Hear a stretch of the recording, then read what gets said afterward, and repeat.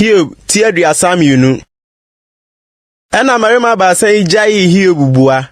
Efise oye na niso tininini. Na busini Elihu a oye baraka ba ofri Ram abusuamu bufui. Hiob na ne bufu no. Se obu ne ho tininini sine Onyankopon. Na ne bufu ne mfefuo baasa no nso. Se wonya mu aye bibiu. Na nso obu Hiob fo. Na Elihu twen ma Hiob kasa yansa. Efise wasne no pani. Na Elihu hunu se muaye biara nni marima baasa no anmu biu no ne bufui. Na busini Elihu a oye baraka babu ase. Medie me ya abofra. Na modie moye ankwakora. Enti na meto me bu ase. Na mesiro se meka de minim ma kire mo. Meka se wama nankasa. Na mfidido nkyere nyansa. Ampa honhoma ewo odasani mu ni otumfo ahome na ema no hunumu. Enye wan a wanyini pii na wonim nyansa na enye mpanyi na ohunu atemuo mu.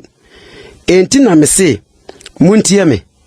Me nso mekire de minim. Hwe matwen mu nsem ma ya asoma ma mohunu mu nsem.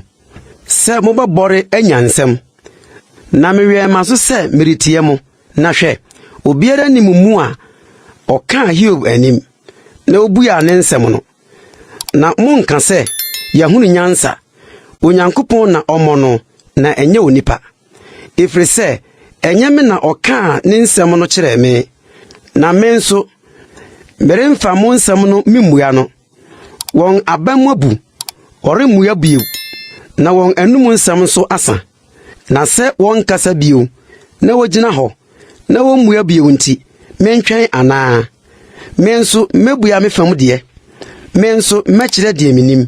Na ensem ahya mema. Na honhoma ewo memu no hye me. Hwe meyam te se ensan wontua no.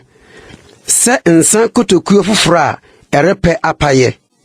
Mekasa na manya ahomeye. Mebuye mano na mabuya. Empare me se mehwe obi anim. Na madefe mano mama onipa. Na minim mano adefe.